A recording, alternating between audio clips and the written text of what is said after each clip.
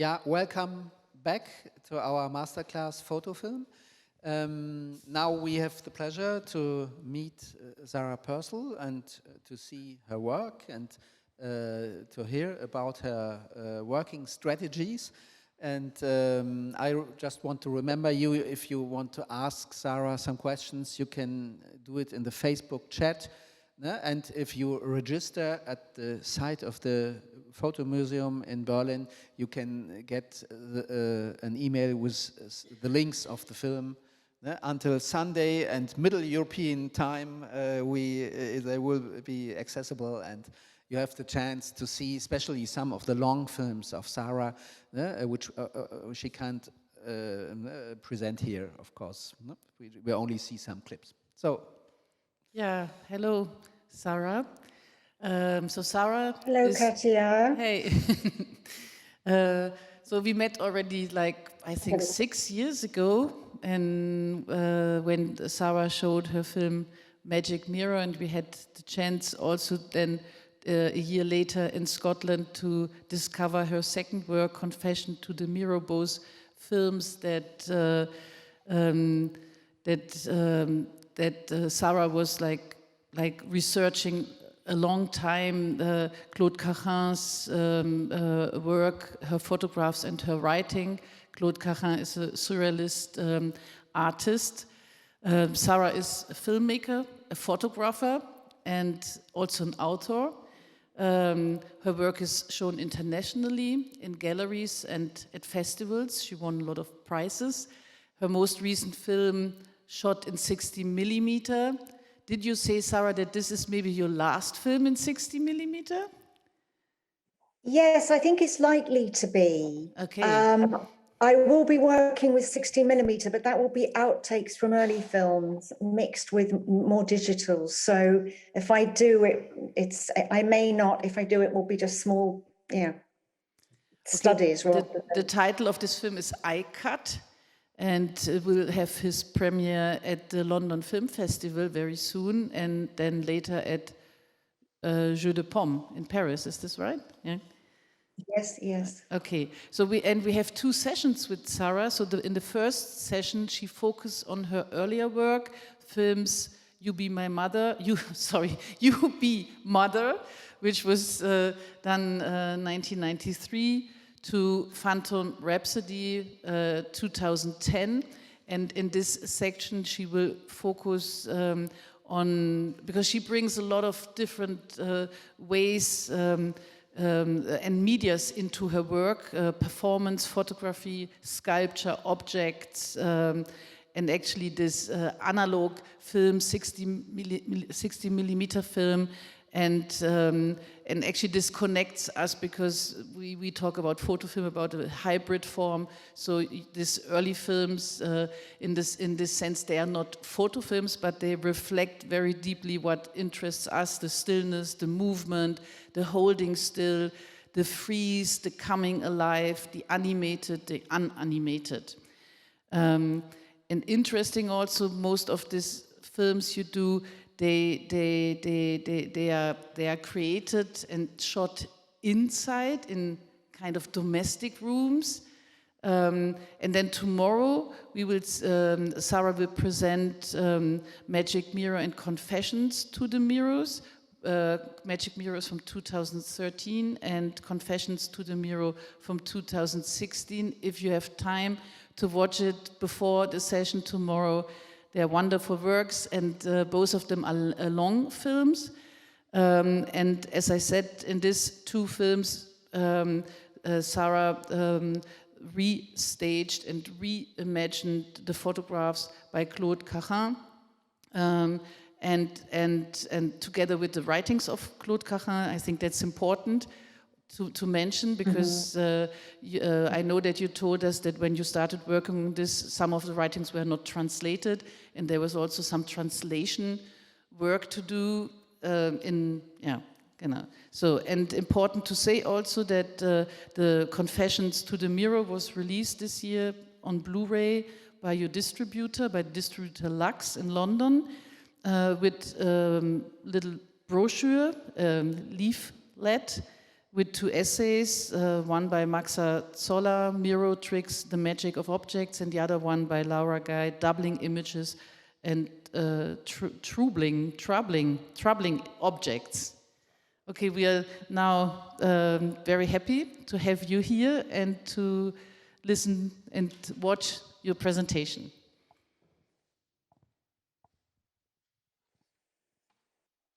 Okay. Thank you very much, Katia. That's a lovely introduction, and thank you all all three of you for inviting me to be part of your photo film discussions, which began a few years back. I'll just say that I did have some delay, but never mind, I'm doing it now. I will attempt that. Hope while I'm speaking, that won't be a concern for me. So I wanted to say, first of all, yes, that the session tomorrow will be about my work on Claude Cahun. And those films very obviously make a relationship between photo and film, because I'm restaging many photographs by Claude Cahun.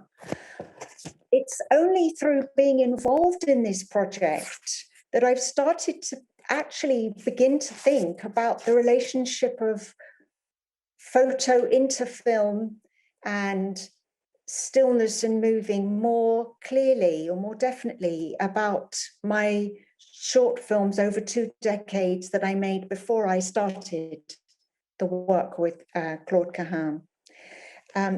So I wanted to start this session by starting to think about that earlier work,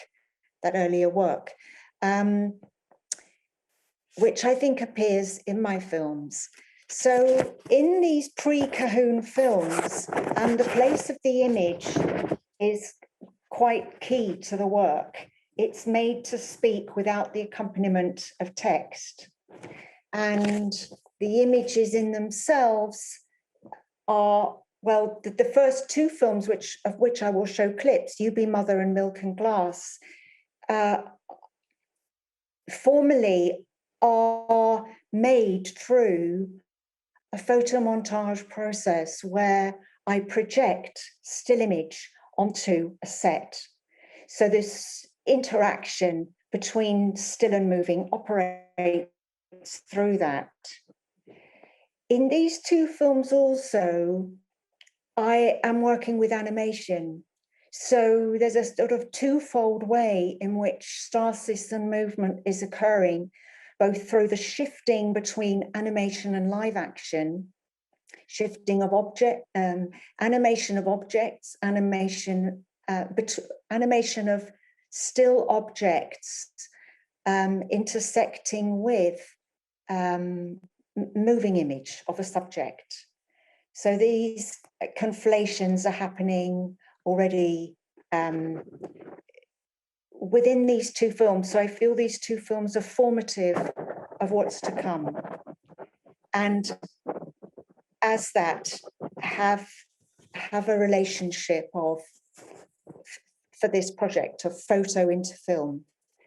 And the photo montage process is not unconnected to, I think, a surrealist aesthetic of shock or disturbance to linearity, maybe rationality, and sometimes what is comfortable, which I think are kind of ongoing elements of the aesthetics in my work, which I could say generally does explore different visual processes, different ways of how film can be made, largely within the context of sets, I suppose. They often do figure people, but it's often about materials, sets. Where I have used photographs, it's often working with constructed images. All of Cahun's work are constructed, and where I employ photography, it's always constructed imagery. So in that sense, relating to, I think, how images are constructed historically in painting, the ways in which images can speak through that.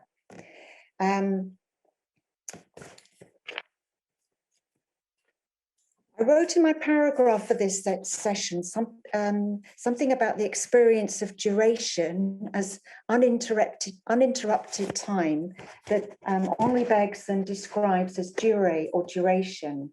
This could be considered to relate to the ways in which I think the static image in film interrupts the flow of movement as a shock or disturbance to the flow.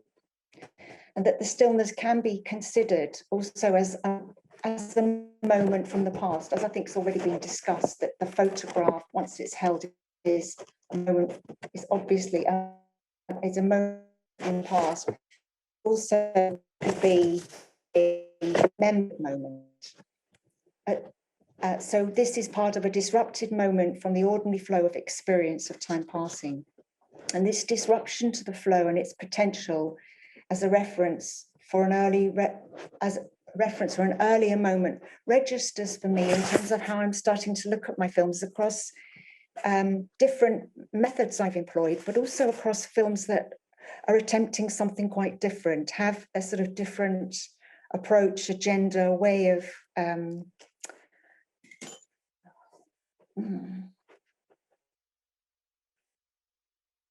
I can't explain that easily, but it's almost like a shift in whether I'm doing something about mourning, but personal. I think mourning is also social, as it's a phenomenon, but different ways of wanting to make a film. Right. So, as I've said, I think already, these early two films employ animation.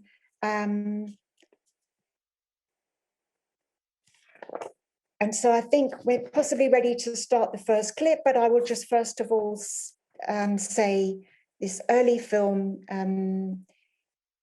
You Be Mother and Milk and Glass, explore imagery that is drawn from the body and a formative relationship to the world, which reveals an interior space, which stands as a sort of metaphor for interiority. Themes of the mother, father, one's own body, and the place where one's sexuality and body emerge from. So the image is, as a surrealist image, it provokes rather than making a clear statement.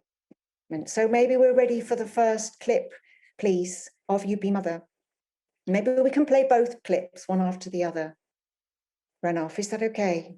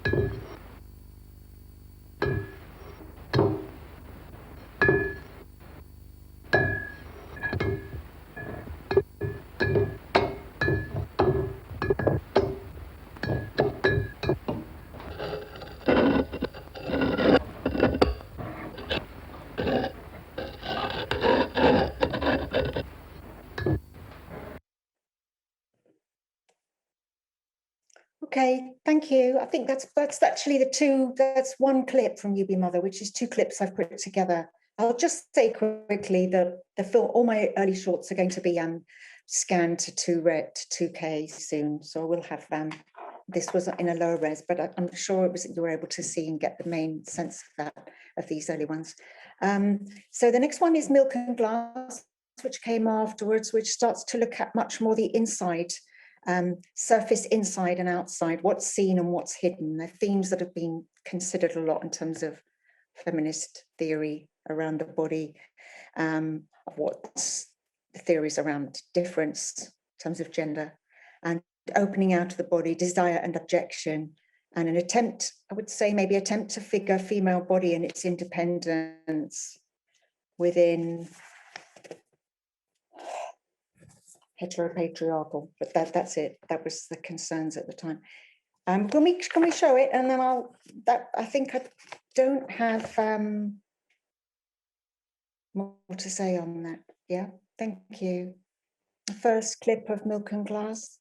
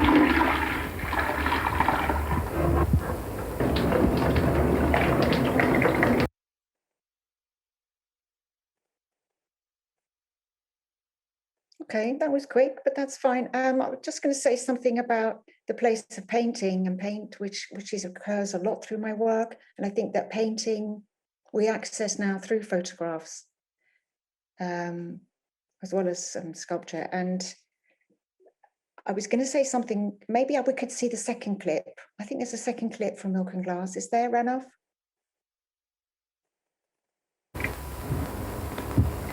Maybe there isn't time. We'll just show it quickly.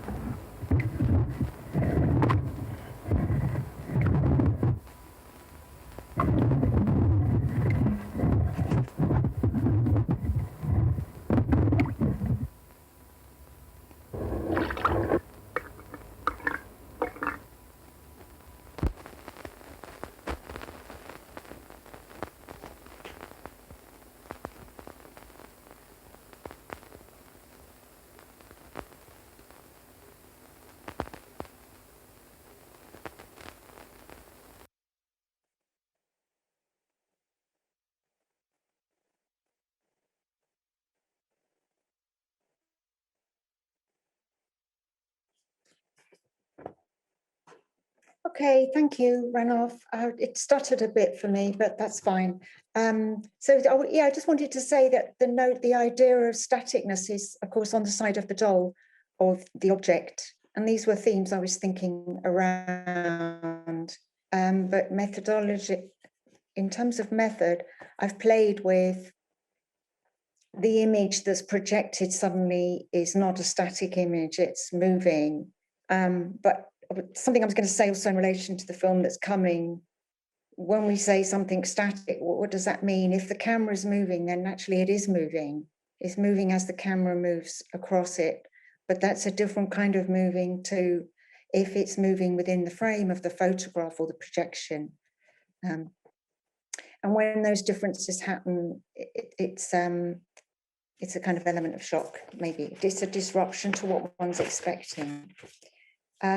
Okay, so the next one I wanted to show is the film Stages of Mourning.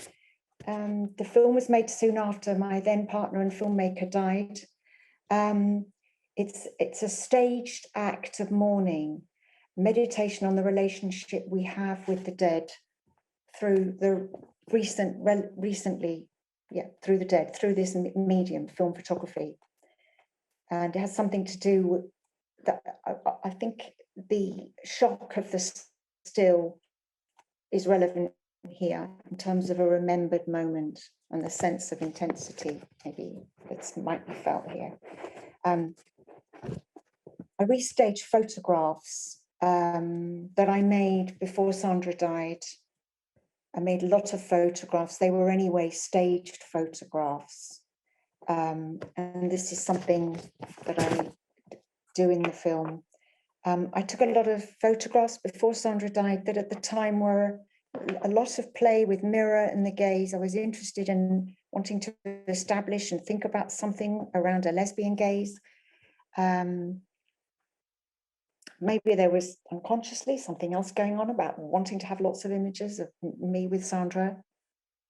So then I restaged a lot of those after she died. And at that point, they then became a gaze across time. So the film itself is constantly mixing windows of time, and showing Sandra there, Sandra not there, as a way for to come to terms with that and to think about it. So if we say the photograph is a phenomenon of the past, I think something's happening about bringing this into the liveness of the film screening, which I know has already been mentioned in these talks. Something about the photograph within the film as being a living moment.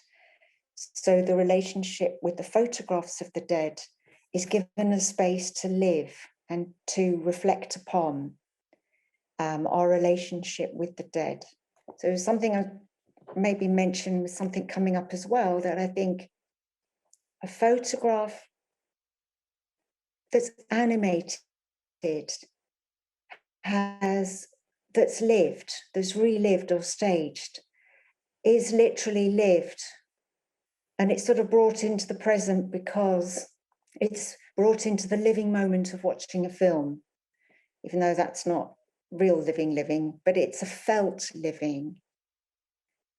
And I think that one can talk about how you stage something for a photograph, where obviously you're playing something out. But I think when you stage it for a living photograph, the living has a greater sense of living because you're documenting it for time, and you know that will be documented. So I think there's something interesting to think about that there.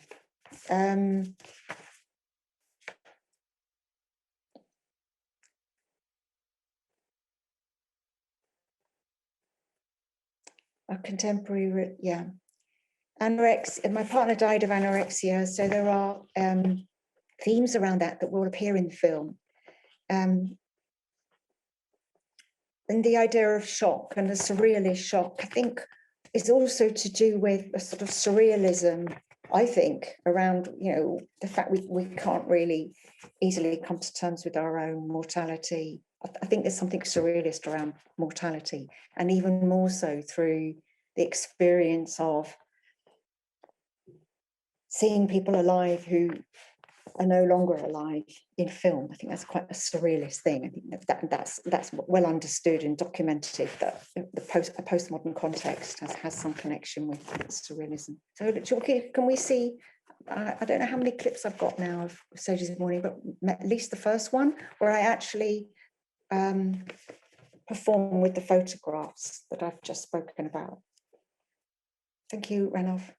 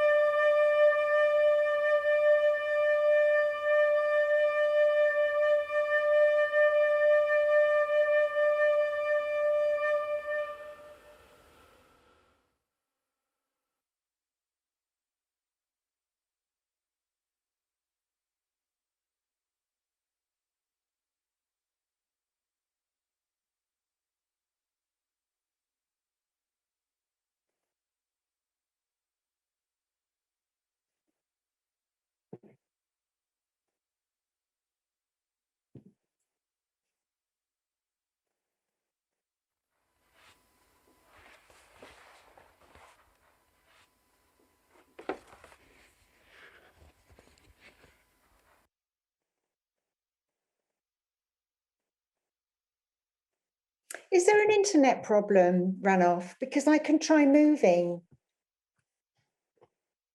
Or was that the whole length? Huh?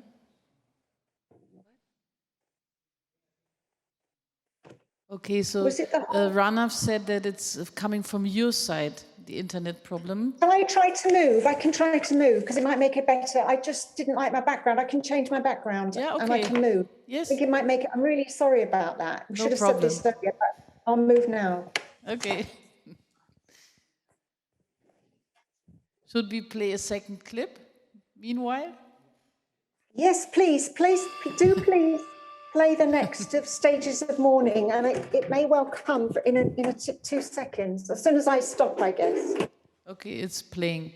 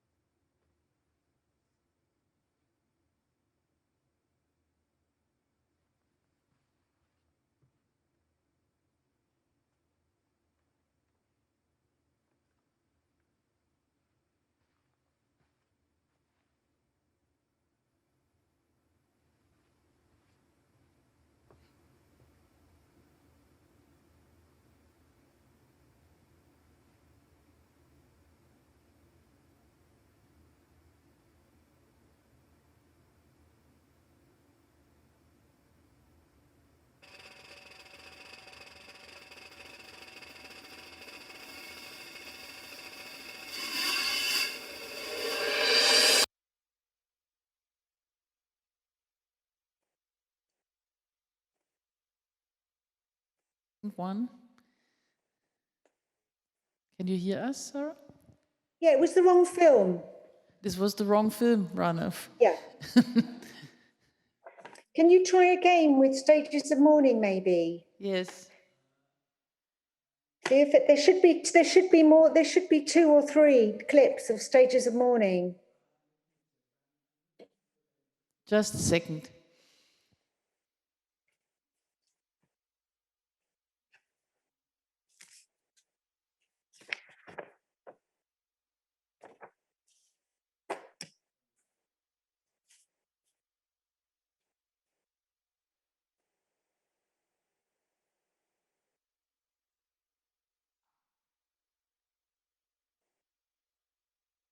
Yeah. Yeah.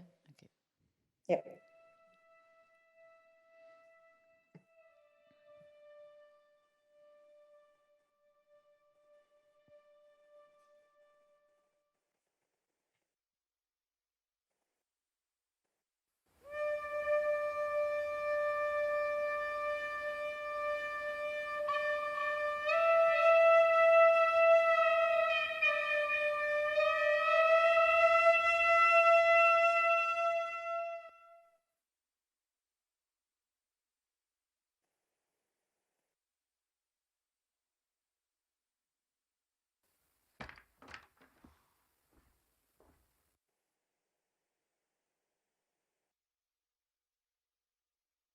Okay. Is there another one of Stages of Mourning? Gastov, was that it? Yes. Maybe okay. I'll do then now. Okay, can I just speak first? Because this is important. Oh no, this one. Can we show this? Thank you.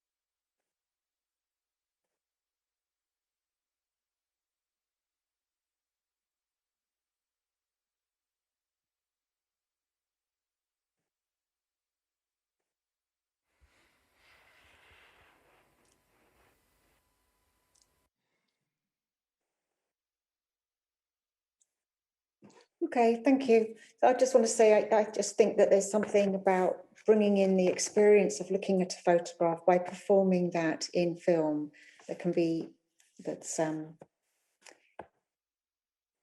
does something for that. So the next film then is Phantom Rhapsody. Sorry that was shown before, where I restage photographs again. So these are 2 things that prefigure what happens in the Cahoon work, where I restage photographs. Firstly, my own work, and then here, canonical photographs of the canon of Western paintings. So there's 3 key images I do, and I've just got 2 clips here. So the film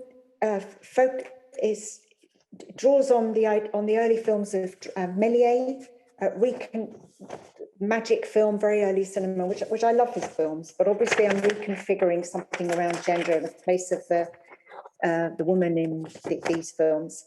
And I kind of think there's something about image making that has to do with magic somehow in painting, but then even in photography too, and then in film, something some sort of process that we can think of in relation to magic about how that happens, the representation of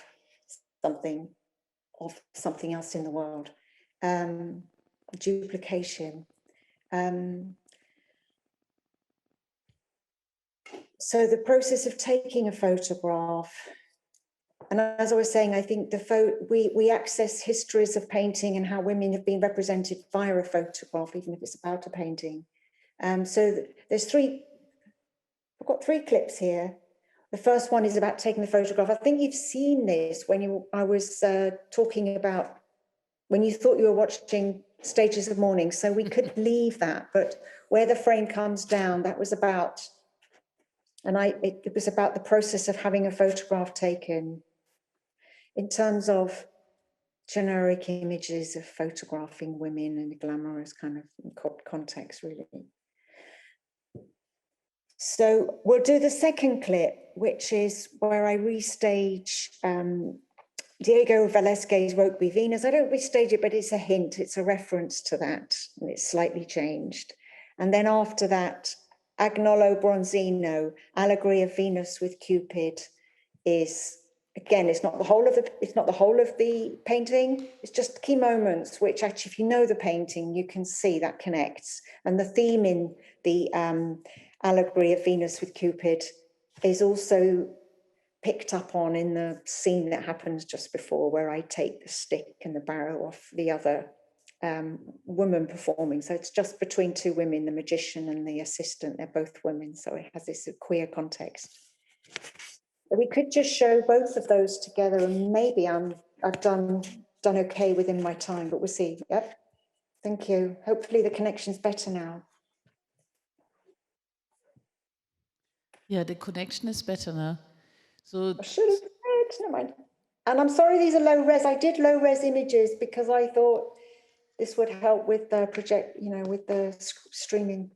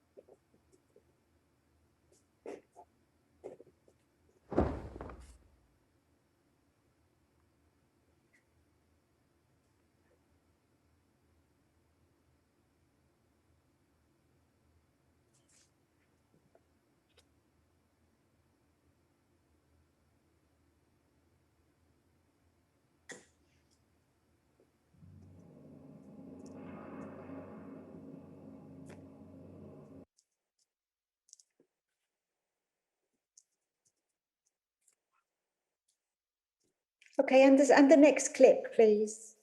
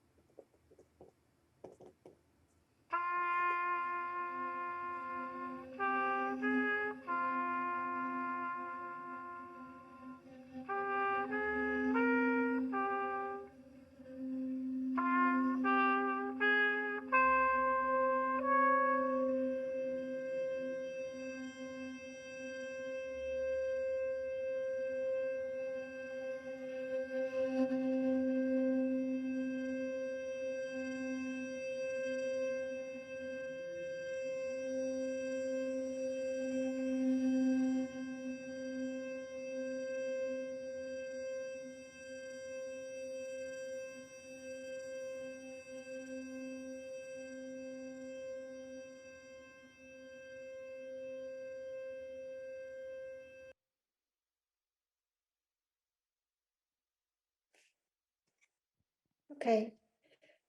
Thank you. Ranulph, I'll just say one thing. If you know that there was something in Stages of Mourning that didn't get shown, or part of a clip, because of the problem, I mean, I think we have time to show it now, but let me know. Yes? So we're going to show it.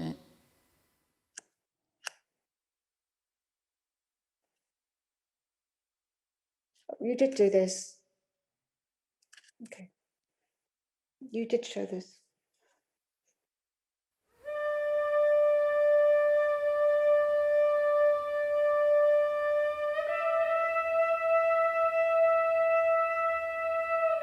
Okay.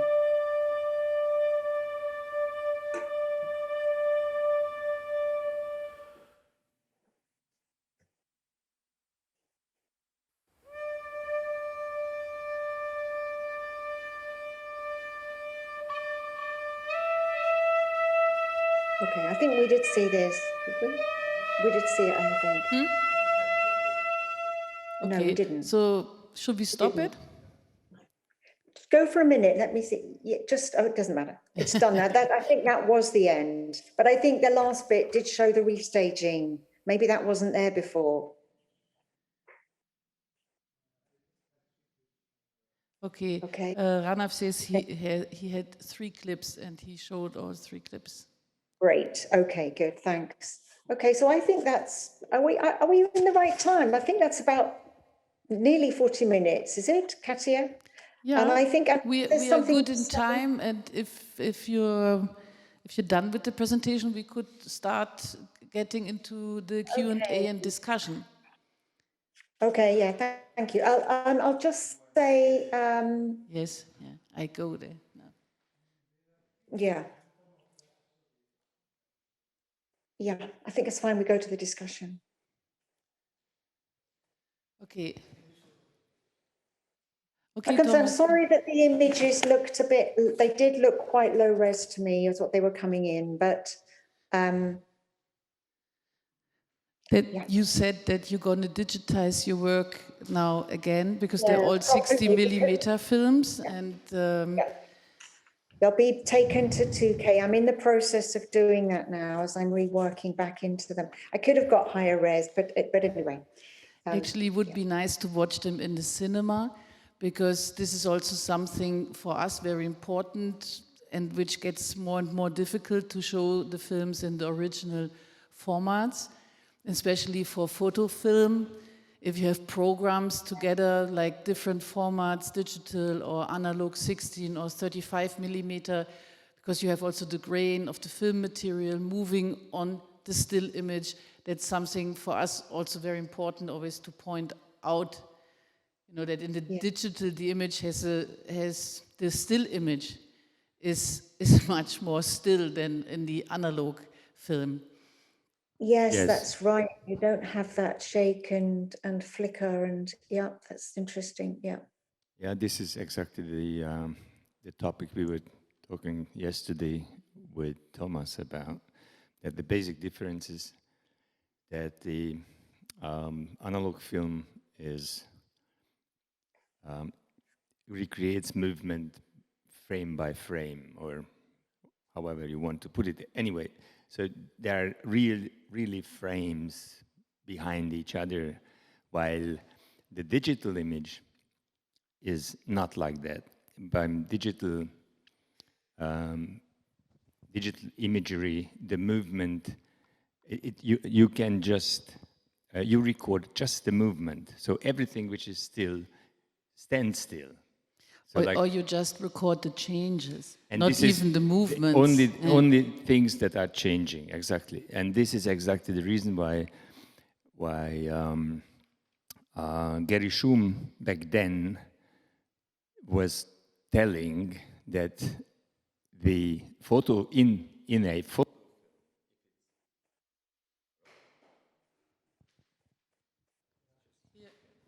So in a photo film. We have some mic problems. So in the photo film, there is already a time image, because because the frame by frame changing gives or blow a life into the photo images. is shaking a little bit. No? Shaking and the grain is moving and it's living sort of in a way. Pulsating, and the digital image doesn't do that unless you program it. I mean, there's something I'm going to maybe bring up. Maybe it's connecting to what you're saying. Maybe it's more relevant in what I'll talk about with the Cahoon films. But I think the space between the still and the moving image from celluloid photograph to celluloid film is a different jump from the staticness of digital to digital. Obviously, in terms of process, we know that digitally, it's just a question of buttons, and you can control it. So the process is very different. Whereas when you're working with celluloid, where I, for example, I might be sounding like I'm going off to a tangent, but I don't think I am, hopefully not. Where I restage Cahoon's photomontage photographs, where she's duplicated herself, I've done exactly the same thing on film, on the Bolex, but it's a slow, complex process where I rewind the film and then refilm the same figure on the other side of the camera. And I don't know really what I'm going to see until it comes back from the lab. Whereas and that's the same when Cahoon did this, she wouldn't have known, depending on how she was making it really. But it's a slower process, and it is a different process. And yeah, does it connect somewhere? I think sometimes the process is experienced in what you're seeing. If you're familiar, especially if you know about that process. What do you think? Yeah. I wonder when I saw these short films now again about the surrealism. Of course, there's a great work with surrealism, and especially you are using photo and stillness as an irritation, always, of our senses. There's always a mixture of both of them, and we feel there's something is wrong, something sometimes is quite clear, it's a twist. The objects are moving, like the cup, for example, and the fragments of the body, of the human body, are not moving, they are still photos which you have projected. Yeah. So this is, but that's only on the first case. But I wonder about if you have thought about how the surrealist women, for example, uses this kind of imaginary of stillness and moving, or is it just that you discovered it, that could be something for you useful and helpful? Yeah, okay. Yeah, well, Maya Deren's Meshes of the Afternoon was really important, inspirational for me.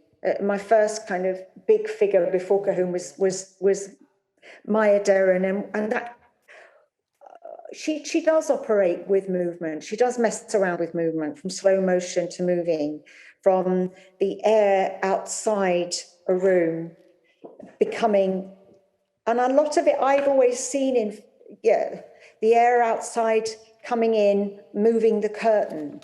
So movement isn't, as it is in a Hollywood situation, mainstream, let's go classic Hollywood mainstream film, where the protagonist moves.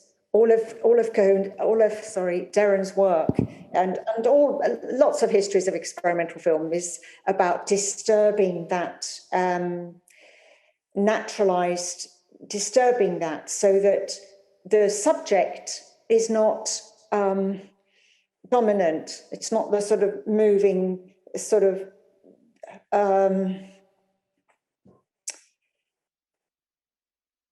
I could say colonial. I don't know why I've got colonial in my mind, but maybe it's because, but it's not the dominant. It's actually, well, this is a different way of thinking about the subject in relation to film, where the movement coming in the window as air, or other kinds of movement, such as shadows and the sun, other kinds of movement are, or even imagined movements through animation of objects actually start to have as much weight in the film as the agency of Darren moving through the film. And that's really central to things that she's working on and was inspirational for my work. So a lot of it is to upset and undermine the place of to rethink film, where it's not the dominant, let's say masculinized subject moving in, but actually other agencies having a force, having a life, having a space. So I think actually in a lot of my work, I've been interested in almost the physics of, like, in blind light, where the passive becomes active in different ways, or is given. But I mean, movements in the world, such as the sun, the planet turning round, trees growing, hair growing, we don't see it, but it doesn't mean it's not moving. So we can be unaware of that sense of our environment being active and alive. And so these all things are things that come from sort of Eastern culture, but also feminist, or come from other analysis of what appears to be inanimate, and rethinking that. And also for Darren, and also with the Surrealist, it's also thinking about the unconscious. It's not just what, even if we're looking at the human, it's not just what you're conscious of, but what within yourself that's active that you're not conscious of, which is Freud's theory around the unconscious, that there's stuff within us that is determining what's going on that we don't know about as well. All right. That's a lot. No, and I know this was mentioned yesterday, the unconscious. Okay. I would like to make a comment. And so Maya Deren's films are very surreal, but there is not much sex in it, as far as I remember. But surrealist in general, I mean, as far as I remember of writing, and especially Dali's painting, I would say that that there is a male kind of point of view of sexuality. But in your films, I suppose that you are explaining something about the female sexuality in the surreal manner. And I just was thinking also that probably the surrealists were interested in sexuality because, or eroticism, because this is already something surreal. So what do you think about? Okay, Gustav. Oh, the first point when you said something, you said, in Maya Deren, there's not much. What I didn't hear what because of the disruption on the internet, I didn't hear the word not much in Deren. What was there not much in Deren? So I missed some of the point.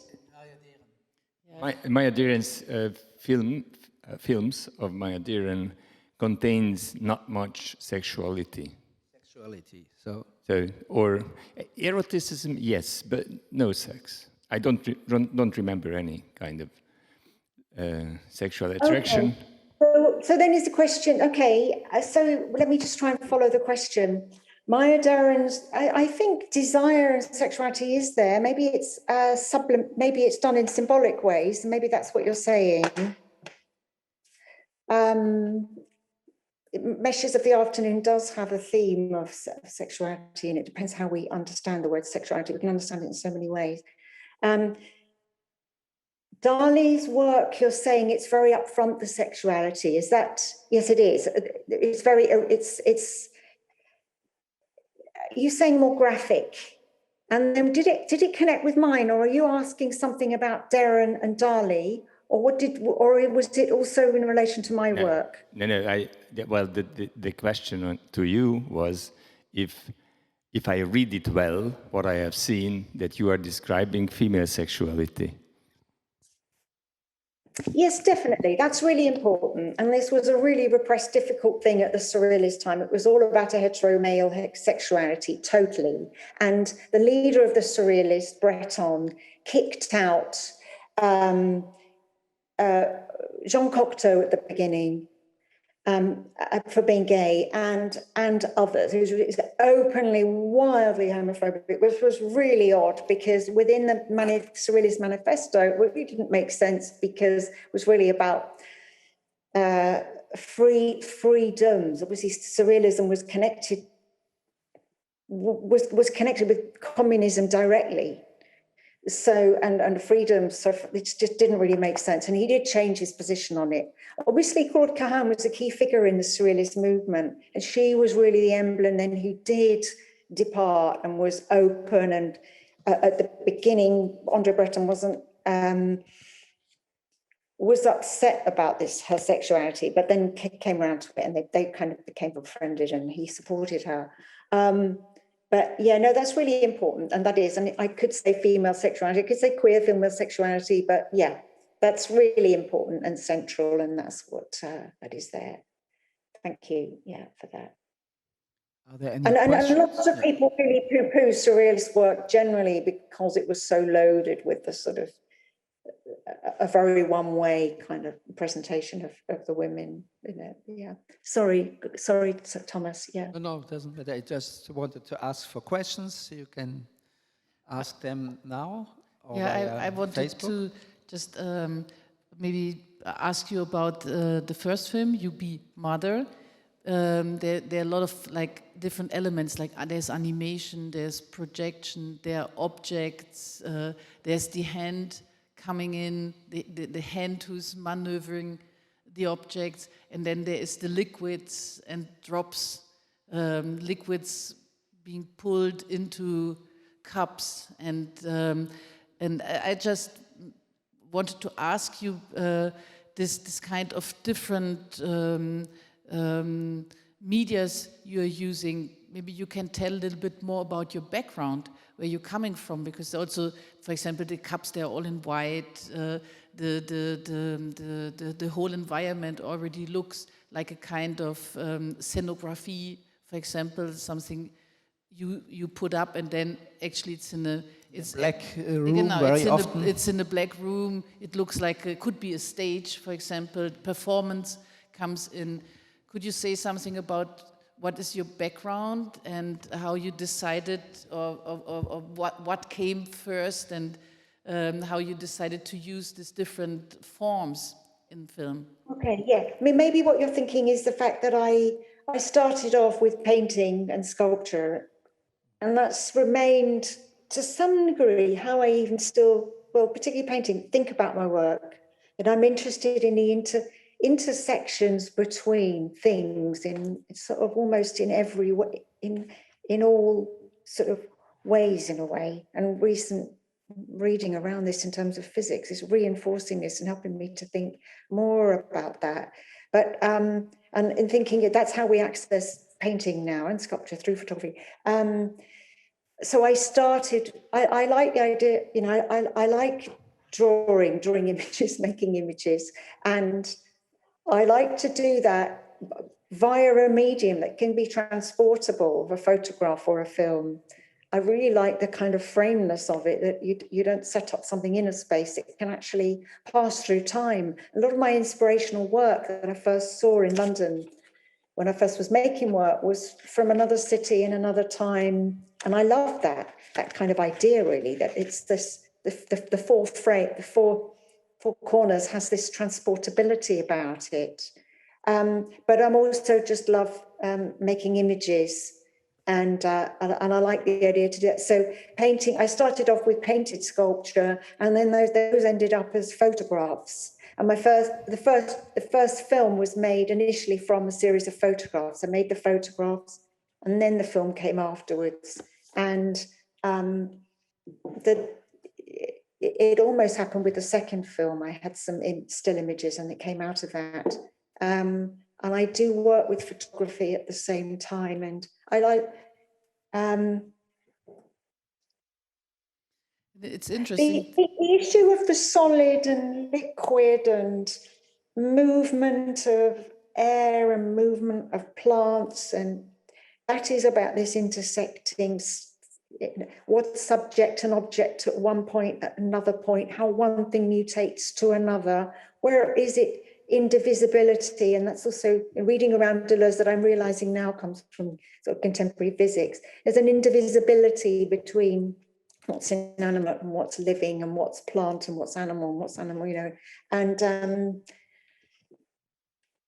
yeah, that's also initially a lot of it came from a lot of feminist theorizing I was doing, which isn't just feminist, but actually a sort of tapping into post-colonial, about thinking about what's dominant, what isn't dominant, and, you know, has implications about the environment and everything else, about how we think about things. Yeah, does that connect back a little bit? I'm interested in that mutability between spaces, and yeah. And so in the Cahoon work, I do that a lot with sets, makeup, whatever. I like to think about all of those things. Sorry, Thomas. Yeah. No, just I would like to speak a little bit about the constructed images, because you said for you photography is constructed imaginary, and we talk now about a little bit about the surrealist movement, and the women in the surrealist. They are very strong women in the surrealist movement, no? Like Maya Deren, like Claude Cahoon, like Lee Miller, and all of them, they work mostly with constructed images, as you do. No? And maybe because documentary images is just doubling a very bad reality. I don't know, but I wonder what you think about it. What is the reason that you are interested in constructing images, in creating something new, or doing collage? So maybe you have thought about that. I'm sure you have thought about that, but I wonder what you think about this gender aspect. Is it for women more important to do these constructed images? Oh, that's interesting.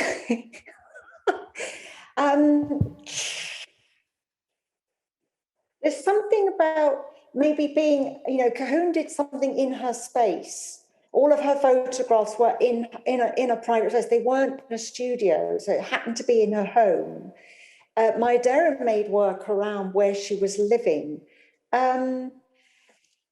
Maybe there's something about not separating where one lives that has something to do with a place of feminine, of circumstance, and how do you feel if I'm in a studio? I've got to get that. Somehow it might feel alienating, or so there must be something there, but what I can say isn't so easy. Or maybe I'm wanting to reference it, because that's a place where a female, you know, comes from, whether that's transgenerational or, you know, it's where you come from. And certainly the compulsion, although I moved into a period where, you know, I had free education at art school, already gone in this country, already history. I was brought up, myself and my sister were given a dressing table in our bedroom, a big mirror, you know, rather than a desk to work on, things like that. You know, we were in the kitchen, so it's still really strong, all those things, and they carry you. So I think there's something about being in that sphere, maybe something about the constructed, just because one can do it in a quiet space and be uninterrupted and not having to work alongside. Somehow there's a kind of independence there to... But with constructed, you also mean that she is like really doing the picture from scratch, from the beginning. And I thought, because you mentioned Bergson and duration, and you just said that your background is like coming from painting, and painting actually has this kind of duration, because you have this empty white the square, and you have to fill it, and you really start to, you know, like really from nothing. And actually that's very strong in all the excerpts we saw from the 4 short films, that you really like are interested in building also the image, you know. And I was thinking, okay, maybe this feeling of duration. From a black room which has no history. Yeah, exactly. Like, and putting the frame and putting something in the frame and moving to the moment when it's the right moment, and then even like the curtain, closing the curtain and closing the curtain in front of us, you know. So I thought maybe this comes also from your experiencing of painting, because there is this other approach to the image. A painting is a different Maybe approach. that's right. It's something about what you're both saying, an invented and new space. A new space that doesn't have this history. It's an invented space. It's an invented space. I think this is one of the reasons why I didn't want to paint, even though I had a tutor say, you really should be painting. And sometimes I've thought, but that was why. How would what would it mean for me as a female? What could I? There's something about how a lot of women were working photography and working with film, because it in a sense was a new space, as history is saying now. But I think the inventedness, the new space, and building an image is absolutely, Katia, what I love to do. But I've been, in my head, I've been interpreting that, and that doesn't mean it is that, as painting, which does mean, yes, a canvas, that's what I'm doing, but I want to do it in film. I like the idea of messing with now making film as if it was a painting. Mm-hmm. I'm going to paint in the film. And that's it's queering it, if you like. Yeah, querying queering or something, what it could be, or feminine, or, you know, upsetting that genre by bringing it into something else, and then it can get further upset by getting that staged image as a tableau vivant held still over time, which is my big thing that I'm keen on, that I've wanted to push in the next one. So it is, and also the process and the labor is important. And I think because I've been teaching on fine art courses for 3 decades, indirectly it affects me, because I'm seeing students with paintings, and it's something about the labor and the time. And I think there's also an aesthetic in my work. So I wanted to say to watchers here, my films are, you know, focused, and there is detail in them. There is always, and they are sort of very organized, but often I embrace a kind of aesthetic that I think comes from painting, which is to show your process and to show the rag in the corner, or the bit of costume that's a bit ripped, or something, you know, the camera work. I like to try and be precise, but there's bits within the set that's has the aesthetic of a sort of painting that's not too precise, yeah, that actually shows the process and just gets the main ideas up there.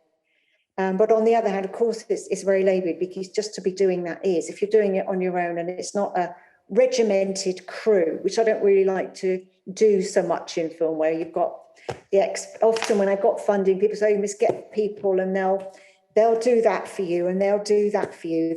I like to actually be messing between the camera and the set and all the bits.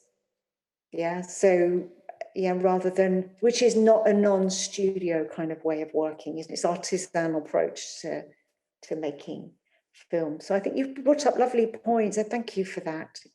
Actually, all of the points that you've made between you, I'm very grateful for your points that you've raised. I also appreciated very much your talk. Now, so Thank you. It's now 6 in Berlin, and so it's the end of the first session with you. But tomorrow at 3 o'clock Berlin time, London 2 o'clock, so Berlin Central European summertime, we do the second session with Sarah presenting to us her work Magic Mirror, and her works Magic Mirror and Confessions to the Mirror. A work where she with more new invented spaces. Yes, exactly, and we hope to see you tomorrow again. And thank you, Sarah, and see you. Thank you tomorrow. very much. That's been lovely. Thank you. Yeah. Look forward to seeing you tomorrow. Thank you. See ya tomorrow. Bye. Bye. Ciao. Bye. Okay. Yeah. Danke. Thank you for coming.